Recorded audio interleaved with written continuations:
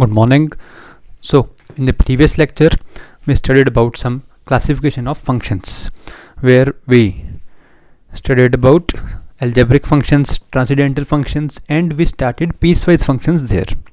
We have studied signum function, modulus function in that lecture, and I gave one question on that you have to make a graph of signum sin x in the interval minus pi to pi.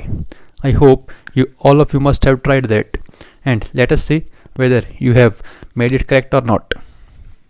So we know that signum function, when takes input as positive, then it will give output as +1, and when signum function takes input as 0, then it gives output as 0, and when it takes negative as input, then it give -1 as output. Clear? अब sin x क्या इसका input है, और कहाँ से कहाँ तक, -पाई से पाई तक. अगर मैं sin x के ग्राफ की बात करूँ तो sin x का ग्राफ कुछ ये होता है, कुछ ऐसा ग्राफ होता है, और ये वाली वैल्यू क्या होती है, -पाई, और ये वाली वैल्यू क्या होती है, +पाई. अब देखना ध्यान से, -पाई से लेकर 0 तक ये वैल्यू क्या ले रहा है, क्या नेगेटिव ले रहा है. तो क्या इसके कॉरस्पॉन्डिंग जो ग्राफ आएगा -पाई से लेकर 0 तक वो नेगेटिव है, तो नेगेटिव इनपुट आएगा, तो सिग्नम बाहर क्या दे देगा, -1. सो -पाई से लेकर 0 तक क्या देने वाला है, वो -1 देने वाला है. But exactly at -pi it is 0, then signum of 0 is 0. So here it will be open, here it will be solid circle, because solid circle is the one which is included, and the dotted circle is one which is not included, that is excluded. Similarly at 0 it will give exact 0, and for signum 0 it is 0. So here also it will be open, here it will be closed. Is it clear? Similarly, now we are moving from 0 to pi. When we are moving from 0 to pi, graph of sin x is above x-axis, that is it is positive. मतलब ये क्या है, positive value ले रहा है. Positive value ले रहा है तो सिग्नम बाहर क्या देने वाला है, सिग्नम बाहर क्या देगा, 1 देगा, बिकॉज पॉजिटिव वैल्यू के लिए सिग्नम क्या देता है, 1 देता है. तो जो ग्राफ आने वाला है वो कुछ ऊपर आने वाला है, कहाँ तक, +पाई तक. ठीक है. अब फिर से यहाँ पे क्या आएगा, ओपन आएगा. एग्जैक्ट पाई पे क्या है, 0. फिर से यहाँ पे क्या आएगा, ओपन आएगा. यहाँ पे क्या आएगा, dark solid circle. Is that clear? Graph of signum function. मैंने क्या किया, बस साइन एक्स को देखा. साइन एक्स पॉजिटिव कहाँ पे है, वहाँ +1 पे. नेगेटिव कहाँ पे है, वहाँ -1 पे. जहाँ 0 है वहाँ exact 0. So this value is +1 and this value is -1. Okay. Now let us move towards our new function. Make it, pause the video and make it. And if you have any doubt, you can comment in the comment box, and in the next video I will share your doubt here. Okay. So let us start our next function, that is greatest integer function.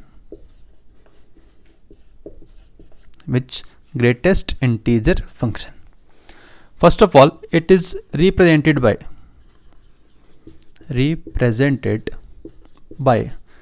square brackets. Represented by square brackets. Clear? Okay. और इसको कई बार GIF भी लिखा मिल जाता है. Question के अंदर अगर लिखा हो कि this bracket means greatest integer function और GIF, then only we will use this function. अगर ये नहीं लिखा हुआ तो आपको यूज़ नहीं करना है. लिखा हुआ फिर यूज़ करना है, नहीं लिखा हुआ तो यूज़ नहीं करना. ये बात का ध्यान रखना. अगर नहीं लिखा हुआ मतलब वो सिंपल क्या है, स्क्वायर ब्रैकेट्स हैं. क्लियर है? ठीक है. बट अगर लिखा हुआ फिर क्या करेंगे, चलते हैं. ग्रेटेस्ट इंटीजर फंक्शन कहता है कि मैं आपको आउटपुट में वो वैल्यू दूंगा जो मेरे से जस्ट पहले इंटीजर आया था. ये बात किसके लिए है, जो एग्जैक्ट इंटीजर नहीं है उसकी बात कर रहा हूं मैं, जो एग्जैक्ट इंटीजर नहीं है. For example if I ask you greatest integer of 4.2, तो मैंने क्या कहा है, क्या वैल्यू देगा, जो इस नंबर से जस्ट पहले क्या आया था? इंटीजर। तो 4.2 से जस्ट पहले इंटीजर कौन आता है? क्या वो 4 आता है? क्लियर है? Similarly if I ask you 9.9 का ग्रेटेस्ट इंटीजर, 9.9 से जस्ट पहले कौन सा इंटीजर आया था? 9 आया था। Similarly if I ask you -1.2, -1.2 से जस्ट पहले कौन आया था? -2 इंटीजर आया था। मतलब हो क्या रहा है? नंबर लाइन के ऊपर जो भी नंबर है उससे जस्ट लेफ्ट में, उसके जस्ट लेफ्ट में, जस्ट लेफ्ट जो इंटीजर आया, जो इंटीजर आया वही क्या आएगा? उसका आउटपुट। वही क्या आएगा? आउटपुट। ये किसके लिए बात कर रहा हूं? जो एग्जैक्ट इंटीजर नहीं है, जो एग्जैक्ट इंटीजर नहीं है उनकी बात कर रहा हूं। एंड जो एग्जैक्ट इंटीजर है वो एज इट इज आंसर देंगे। मान लो greatest integer of 2 will be 2, greatest integer of -2 will be -2, greatest integer of -10 will be -10। Okay, मतलब अगर एग्जैक्ट इंटीजर नहीं है तो उससे पहले जो इंटीजर आया जस्ट पहले वो क्या होगा? उसका आउटपुट होगा। और इधर जब इंटीजर है तब तो क्या ही आना है? इंटीजर ही आना है। Clear? Let us make its graph now. Okay, just note it down. Okay, I am rubbing it, pause the video and note it down.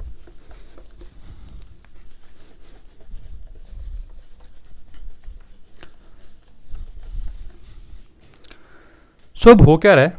देखो ध्यान से, अब मैं इस ग्राफ की बात कर रहा हूं। तो मैं क्या करूंगा? इस ग्रेटेस्ट इंटीजर x को ब्रेक करूंगा।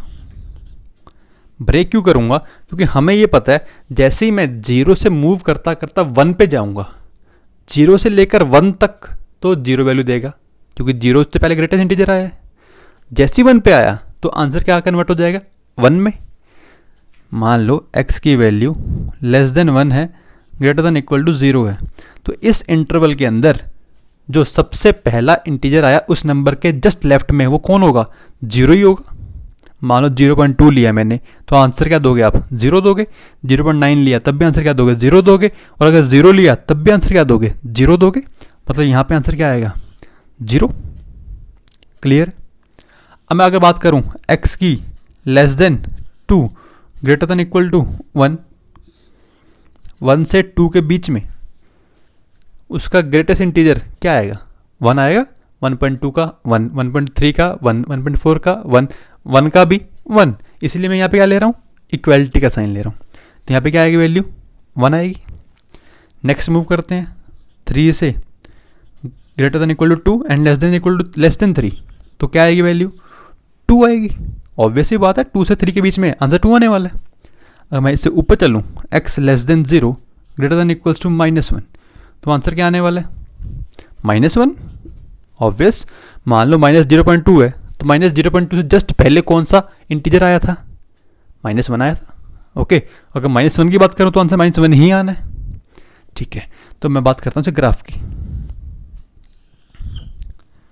देखो ध्यान से, नंबर प्लॉट कर देता हूँ यहाँ पे 0, 1, 2, 3, 4 and so on.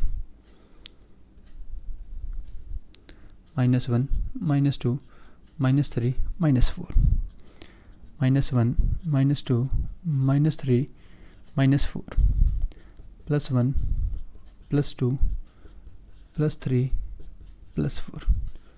Okay, now x की वैल्यू जब -1 से 0 थी तो आउटपुट में क्या आएगा? -1। मतलब जब x की वैल्यू -1 से 0 थी तो आउटपुट में कौन आएगा? -1। तो क्या यहाँ पे लाइन बना दूँ? ओपन किस पे आएगा? ओपन 0 पे क्या आएगा?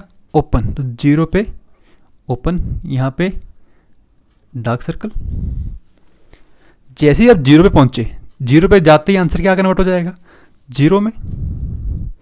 0 से लेकर कहाँ तक? 1 तक आंसर क्या आने वाला है? 0 ही आने वाला है। तो क्या लाइन ये आएगी? 1 पे ओपन आएगा। जैसे ही 1 पे आया, एग्जैक्ट 1 पे क्या आ जाएगा, 1 आ जाएगा. तो graph will jump from here to 1 and then again graph will remain same up to 2. जैसे ही 2 आया तो फिर से कन्वर्ट किस में हो जाएगा, एग्जैक्ट 2 पे. तो 2 पे डार्क सर्कल कहाँ तक जाएगा, फिर से 3 तक, 3 पे ओपन.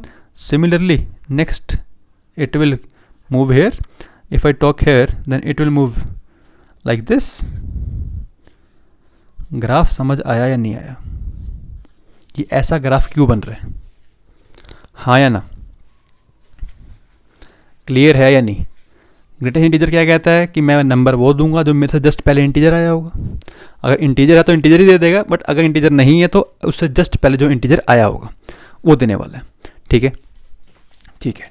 तो अब मैंने क्या किया, इसको ग्राफ को बनाने के लिए इस फंक्शन को ब्रेक कर लिया. ब्रेक क्यों किया, क्योंकि इस पार्ट में वैल्यू -1 ही देगा, इस पार्ट में वैल्यू 0 ही देगा, इस पार्ट में वैल्यू 1 ही देगा, इस पार्ट में वैल्यू 2 ही देगा. इसलिए क्या किया मैंने, ब्रेक कर लिया.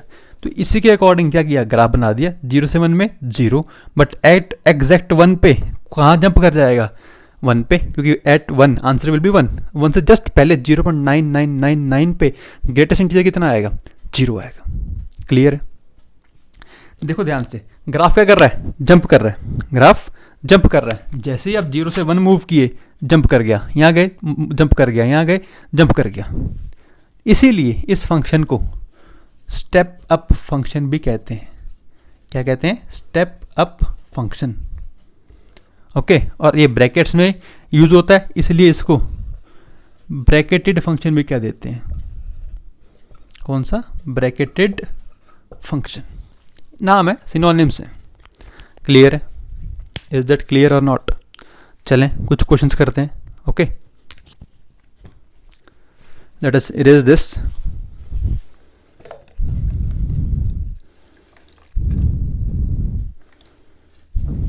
Note it down.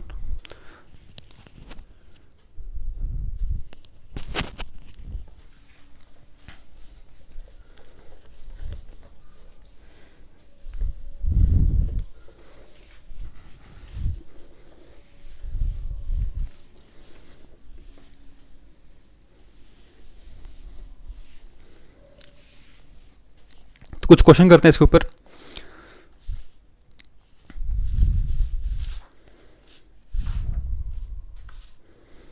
जैसे कोई आपसे पूछ ले कि ग्रेटेस्ट इंटीजर एक्स की वैल्यू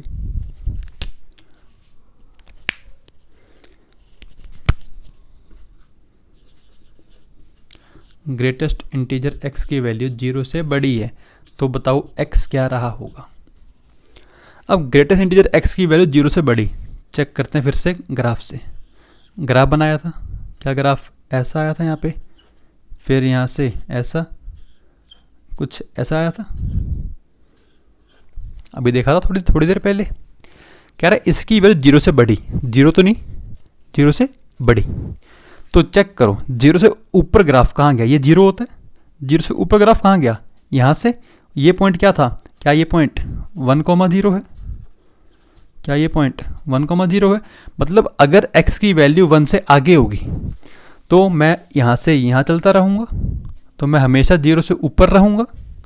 इसलिए यहाँ से आंसर क्या आ गया, x greater than equal to 1. x greater than equals to 1. Is that clear or not, is that clear or not. Sure. Next example करते हैं. कह रहा ग्रेटेस्ट इंटीजर x की value less than equal to 0.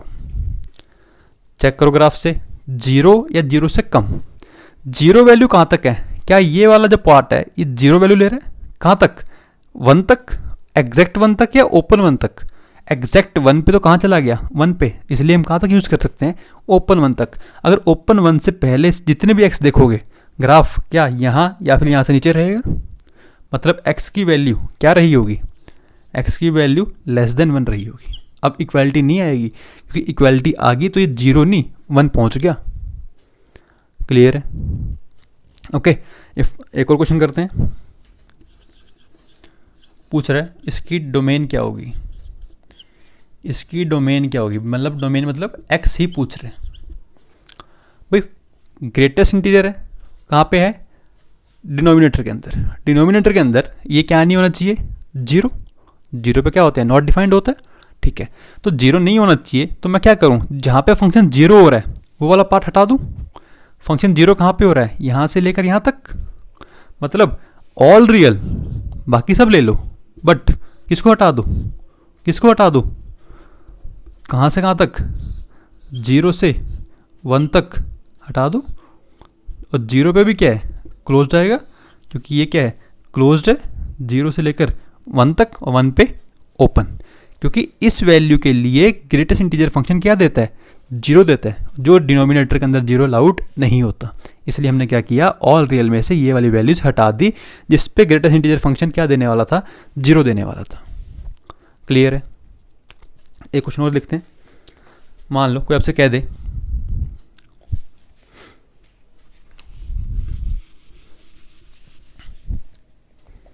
Question है greatest integer of x minus one plus 4 minus greatest integer x की domain बताओ क्या होगी, कि डोमेन बताओ क्या होगी। अब हमें ये पता है अंडर रूट के अंदर वाली क्वांटिटी क्या होनी चाहिए?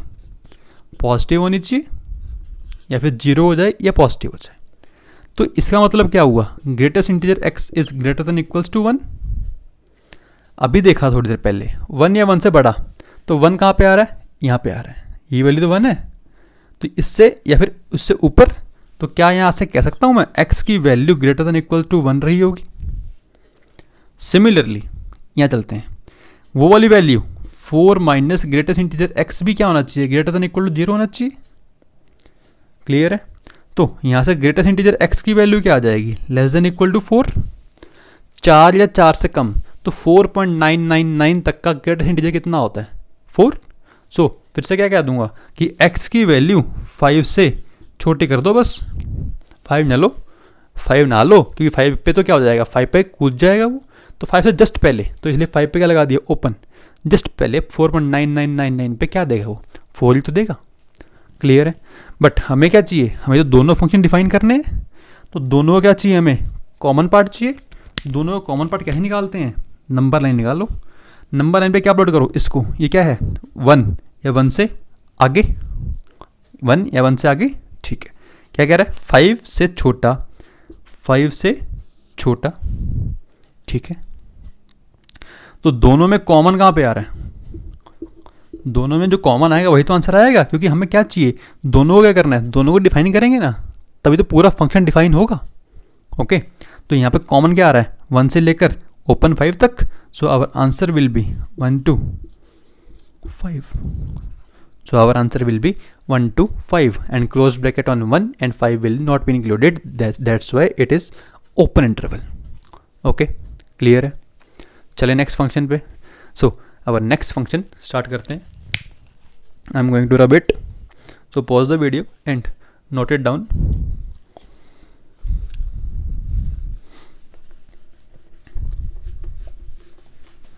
फिर से बता रहा हूँ, इनके ग्राफ्स को अच्छे से पढ़ लेना। एटलीस्ट 2 to 3 टाइम्स खुद से बनाओगे, तब जाके ये याद होंगे। याद रहेंगे तभी कॉन्फिडेंस आएगा क्वेश्चंस के अंदर। क्वेश्चन में कॉन्फिडेंस आएगा तभी आपको अपने आप बूस्टअप होगे क्या करने के लिए? आगे एडवांस लेवल तक जाने के लिए। Okay, so our next function is fractional part function. Fractional part function. Okay, so before starting fractional part, let me ask one question on greatest integer. Okay, if I ask you greatest integer of x plus greatest integer of minus x will be equals to what? Greatest integer of x plus greatest integer of minus x will be equal to what? सोचो। मान लो मैंने x की value 2.2 ले ली, x की value 2.2 ले ली, तो greatest integer of x कितना आएगा? 2। और ग्रेटेस्ट इंटीजर ऑफ माइनस 2.2 कितना आएगा? -3। It will be 2 and it will be -3. 2 + -3 is -1. कितना आया? -1. चलो मैं 2.2 की जगह अगर इसको एग्जैक्ट 2 ले लूँ, 2 पे ये क्या देगा? 2 देगा. -2 पे ये क्या देगा? -2 पे -2 देगा. 2 + -2 दैट इज 0. ठीक है, एक एग्जांपल और लेते हैं. 9.2. 9.2 पे ये क्या देगा? 9. 9.2 पे ये क्या देगा? -10. -10 + 9 अगेन -1. एग्जैक्ट 9 लेता हूँ. 9 पे क्या देगा? 9. -9 पे -9. 9 + -9 0. मतलब हो क्या रहा है? जब जब x इंटीजर है, जब x इंटीजर है तब तक तो वैल्यू क्या आ रही है? 0. और जब x इंटीजर नहीं है तब वैल्यू क्या आ रही है? -1. जब x क्या था? इंटीजर था. तब तो वैल्यू क्या आई? 0 आई, क्योंकि दोनों क्या हो गए? कैंसिल हो गए. बट जब x इंटीजर नहीं था तो वैल्यू क्या दी? -1. -1. क्लियर है? नोट में लिख लेना, इससे पहले नोट में लिख लेना इसको. सिमिलरली एक पॉइंट और है. अगर कोई आपसे कह दे इसकी वैल्यू क्या होगी, मैं कह रहा हूं इसकी वैल्यू 2 टाइम्स ये होगी. क्यों होगी? सुनना ध्यान से. मान लो आपके पास लिखा हुआ है 2 + ग्रेटेस्ट इंटीजर ऑफ 0.2. क्या लिखा हुआ है? 2 + ग्रेटेस्ट इंटीजर ऑफ 0.2. तो मैं कह रहा हूं आपसे ये एक ग्रेटेस्ट इंटीजर ही तो है. ग्रेटेस्ट इंटीजर मतलब एक इंटीजर ही तो है. तो मैं इस इंटीजर को निकाल के बाहर भी तो लिख सकता हूँ. भाई अगर आप इंटीजर को यहाँ से उठाकर ऐसा कर दो, क्या दोनों एक ही बात नहीं है? एक ही बात है. ये क्या देगा? 2 देगा. ये क्या देगा? 0 देगा. आंसर क्या आएगा? 2. यहीं पे करके देख लो आप. इसकी वैल्यू क्या आएगी? 0. 2 + 0 इज अगेन 2. मतलब क्या इसका? कि अगर ग्रेटेस्ट इंटीजर के अंदर इंटीजर है तो मैं उसको बाहर निकाल सकता हूँ. उसको बाहर निकाल सकता हूँ. इसको अलग कर दिया. चाहे आप इसको ऐसा लिख लो, चाहे आप इसको ग्रेटेस्ट इंटीजर के साथ लिख लो, एक ही बात है. क्योंकि क्या है? वो इंटीजर ही तो है. इंटीजर के लिए तो क्या देता है? वो सेम आंसर देता है वो. क्लियर है? मतलब अगर एक इंटीजर है, अब हमें ये पता है ये वैल्यू एक इंटीजर ही तो आएगी, क्योंकि क्या लगा हुआ है इसके बाहर? ग्रेटेस्ट इंटीजर फंक्शन लगा हुआ है. तो इसने एक इंटीजर वैल्यू ही देनी है. तो क्या इसको इस ग्रेटेस्ट इंटीजर के अंदर रखो चाहे बाहर रखो, एक ही बात है. तो मैं इसको क्या ऐसा लिख सकता हूँ? ग्रेटेस्ट इंटीजर ऑफ x, इस वाले को लिखा, अंदर क्या बचा? फिर से ग्रेटेस्ट इंटीजर ऑफ x बच गया. तभी तो क्या आया? 2 times greatest integer of x. तो ध्यान रखना, क्या अगर ग्रेटेस्ट इंटीजर के अंदर कोई इंटीजर है, जैसे ये इंटीजर था, तो मैं उस इंटीजर को डायरेक्ट बाहर निकाल सकता हूँ. उस इंटीजर को डायरेक्ट बाहर निकाल सकता हूँ. ओके, क्लियर है? चलो अब चलते हैं अपने फ्रैक्शनल पार्ट फंक्शन पे. तो जैसे नाम सुन के समझ आ रहा है फ्रैक्शनल पार्ट. तो फ्रैक्शनल पार्ट मतलब कि फ्रैक्शन की बात कर रहा है. वो किसकी बात कर रहा है? फ्रैक्शंस की. और हमें ये पता है फ्रैक्शंस की वैल्यू हम जो मानते हैं वो 0 से लेकर 1 तक को ही मानते हैं. मान लो कि आपसे कह दे 2.2, तो 2.2 का फ्रैक्शनल पार्ट कितना है? 0.2 ही तो है. 2.2 का फ्रैक्शनल पार्ट कितना है? 0.2 ही तो है. 3.9 का फ्रैक्शनल पार्ट कितना है? 0.9 ही तो है. सिमिलरली -2.2 का फ्रैक्शनल पार्ट कितना है? पॉजिटिव होना चाहिए. फिर से -2.2 का -0.2 नहीं, कितना है? +0.8.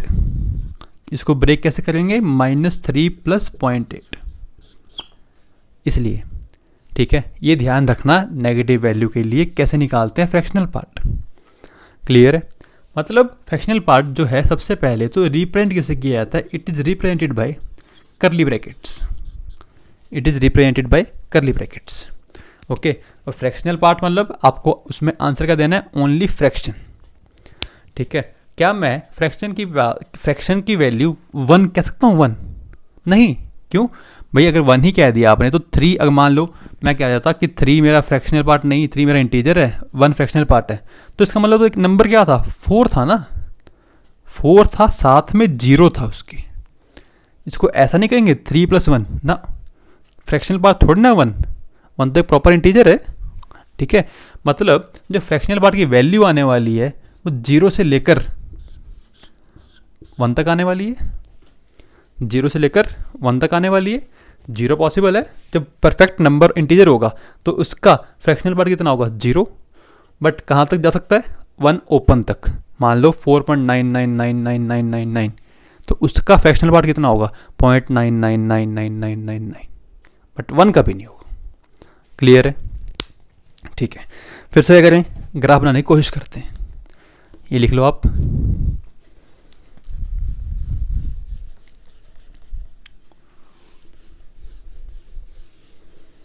क्या कर रहे हैं, फिर से ग्राफ, यहाँ ग्राफ बनाते हैं।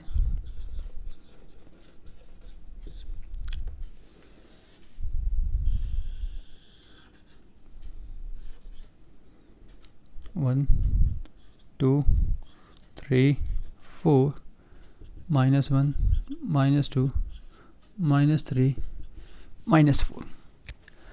अभी थोड़ी देर पहले देखा था हमने कि फ्रैक्शनल पार्ट वैल्यू कहाँ से कहाँ तक लेगा, 0 से 1 लेगा। मतलब अगर मेरे पास फंक्शन लिखा हुआ है y = फ्रैक्शनल पार्ट x, तो इसने वैल्यू कहाँ से कहाँ तक लेनी है, ओनली कहाँ तक, 0 से 1 तक। बट x तो कुछ भी पुट कर सकता हूँ, मतलब ये क्या है, इसकी रेंज है, डोमेन क्या है इसकी, ऑल रियल, कुछ भी पुट कर लो, 9.2, 10.2, 90.2, 99.2, 99999.2, तब भी आंसर तो 0.2 ही आएगा। क्लियर है, ठीक है। अब मैं ग्राफ के लिए क्या कर रहा हूँ, फिर से ब्रेक कर रहा हूँ। ब्रेक कैसे कर रहा हूँ देखना ध्यान से।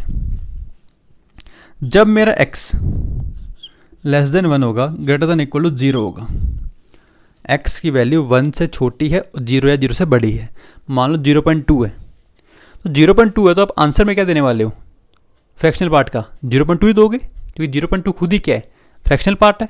0.9 लोगे तो तब भी क्या दोगे, 0.9 ही दोगे, क्योंकि 0.9 क्या है, फ्रैक्शनल पार्ट ही तो है। मतलब अगर वैल्यू मेरी इसके अंदर है तो क्या आंसर में बाहर निकल के x ही आएगा, वही तो वैल्यू आ जाएगी एज इट इज, ठीक है। अगर मैं बात करूं x की वैल्यू 2 से छोटी, > 1, मतलब एक एग्जांपल लेता हूं 1.2, तो 1.2 का फ्रैक्शनल पार्ट कितना है, 0.2। आपने आंसर क्या दिया, 0.2, मतलब 1.2 में से क्या माइनस कर रहे हो आप, 1 माइनस कर रहे हो, मतलब जो उसके पास इंटीजर आया उसको माइनस कर रहे हो, हाँ है ना।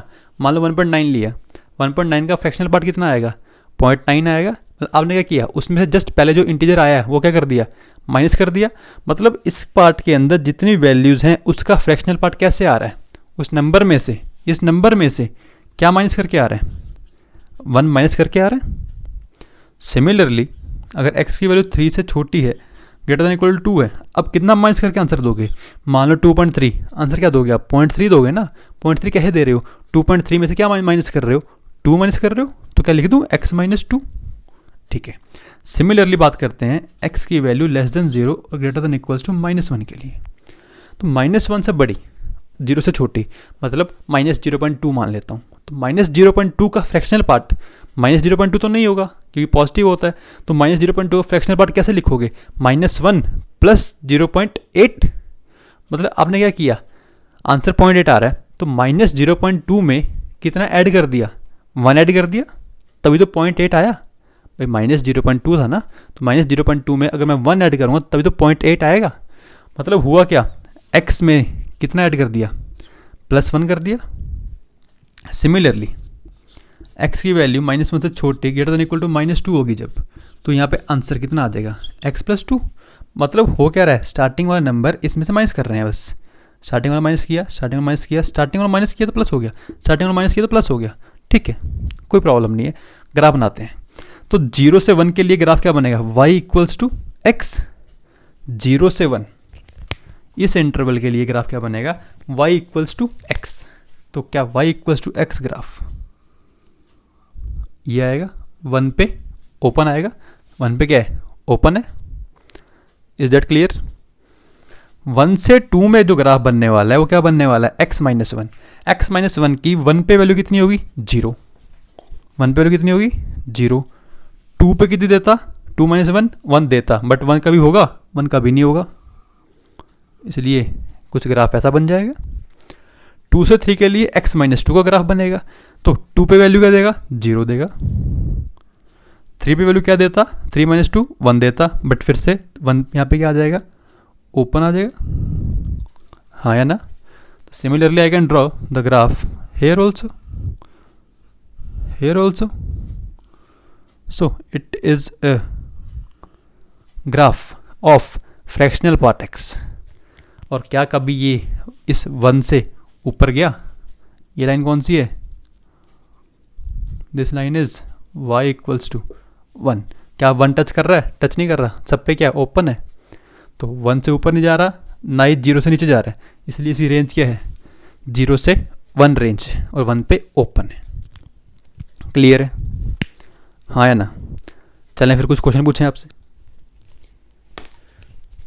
चलो आपसे मैं एक बात पूछता हूँ, greatest integer of fractional part x की वैल्यू कितनी होगी। Greatest integer of fractional part x की वैल्यू कितनी होगी, सोचो। Greatest integer of fractional part x, fractional part x value कहाँ से कहाँ तक लेगा, 0 से 1। मतलब जो इसके अंदर इनपुट आने वाला है, इनपुट क्या आने वाला है, 0 से 1 आने वाला है। इनपुट आप x की वैल्यू कुछ भी पुट कर दो, बट इनपुट की वैल्यू तो 0 से 1 ही आएगी ग्रेटेस्ट इंटीजर के लिए।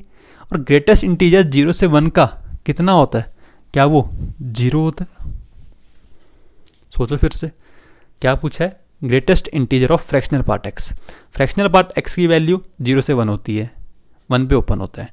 तो इनपुट में फ्रैक्शनल ग्रेटेस्ट इंटीजर को क्या मिल रहा है, 0 से 1 मिल रहा है। उसका ग्रेटेस्ट इंटीजर कितना होता है, 0 होता है, that's why it is equal to 0। चलो अब मैं आपसे पूछूं, fractional part of greatest integer x, fractional part of greatest integer x, सोचो।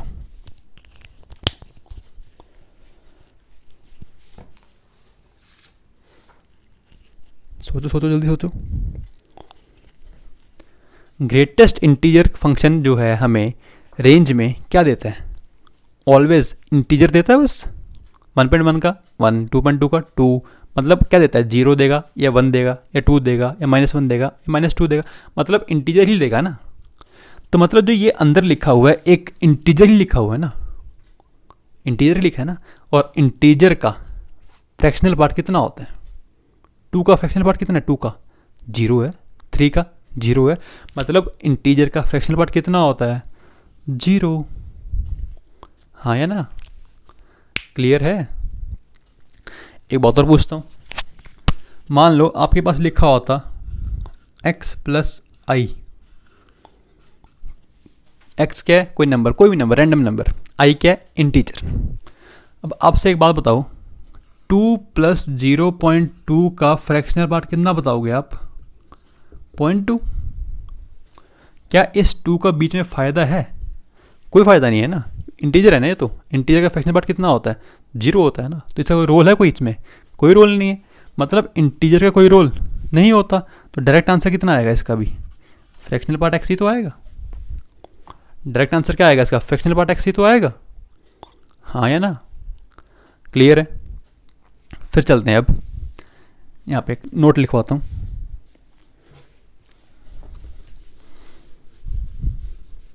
ये सब भी नोट में लिख लेना। अब आपसे पूछा जा रहा है फिर से same question, fractional part x plus fractional part of -x। फिर से सोचो जैसे वहाँ सोचा था। वहाँ क्या सोचा था कि अगर इंटीजर हुआ, अगर इंटीजर हुआ तब वहाँ पे वैल्यू कितनी आई थी, 0, क्योंकि सेम कैंसिल आउट हो गए थे। बट यहाँ पे जब मैं इंटीजर लूँगा तो ये फ्रैक्शनल पार्ट में क्या देगा, 0 ही देगा। इंटीजर का फ्रैक्शनल पार्ट 0 होता है, ये भी एक इंटीजर आएगा, इसका फ्रैक्शनल पार्ट में कितना आएगा, 0 आएगा। मतलब जब x की वैल्यू इंटीजर होगी तो आंसर में 0 आएगा। ठीक है, अब मैं x की बात कर रहा हूँ, इंटीजर नहीं है। मान लो कोई एग्जांपल ले लेते हैं, -2.2 या +2.2 ले लो। 2.2 का फ्रैक्शनल पार्ट x कितना आएगा? 0.2। ये क्या है? -2.2। -2.2 का फ्रैक्शनल पार्ट x कितना आएगा? क्या 0.8 आएगा?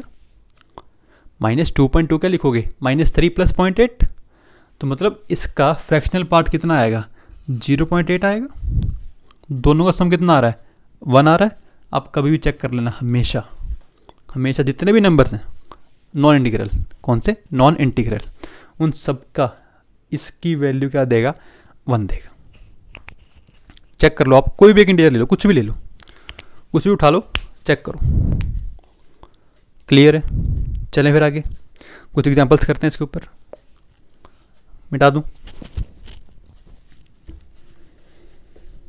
इनको नोट कर लो, pause the video and note it down.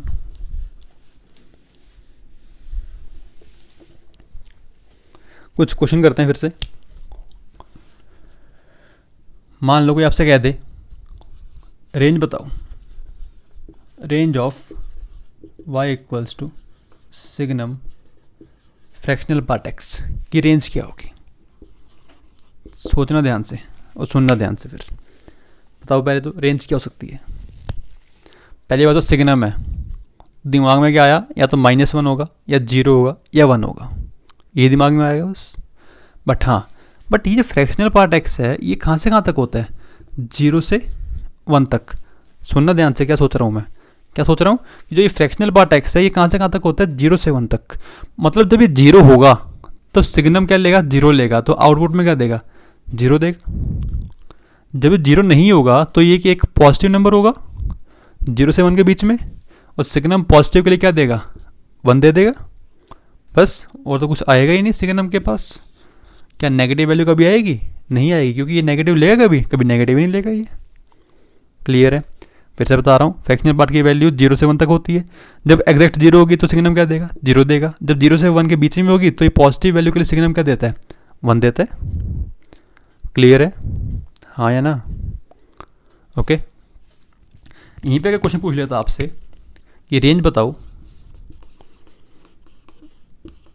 Signum greatest integer x की, सिग्नम ग्रेटेस्ट इंटीजर x की रेंज।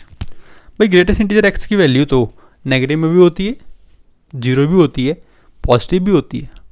मतलब सिग्नम को इनपुट में सारे मिल रहे हैं, पॉजिटिव, 0, नेगेटिव। तो रेंज में क्या क्या मिल सकता है हमें? -1, 0 और 1 तीनों मिल जाएंगे, जो सिग्नम की रेंज होती है। हाँ या ना? Is that clear or not? Clear है? चलें फिर आगे एक क्वेश्चन और करते हैं।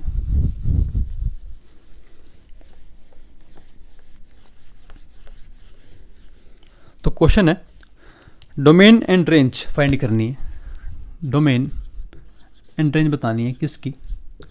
y = ln of signum of fractional part x। किसकी? ln of signum of fractional part x की डोमेन एंड रेंज दोनों बतानी है। देखो ध्यान से भाई, फ्रैक्शनल पार्ट x तो कहाँ से कहाँ तक होगा? फिर से दिमाग में स्ट्राइक किया, 0 से 1 तक। ठीक है, क्या 0 अलाउड है? चेक करते हैं। 0 होगा तो सिग्नम 0 हो जाएगा। सिग्नम 0 पे क्या देगा? 0 देगा। बट एलन को क्या मिल जाएगा उस टाइम? 0। क्या एलन 0 पे डिफाइन होता है?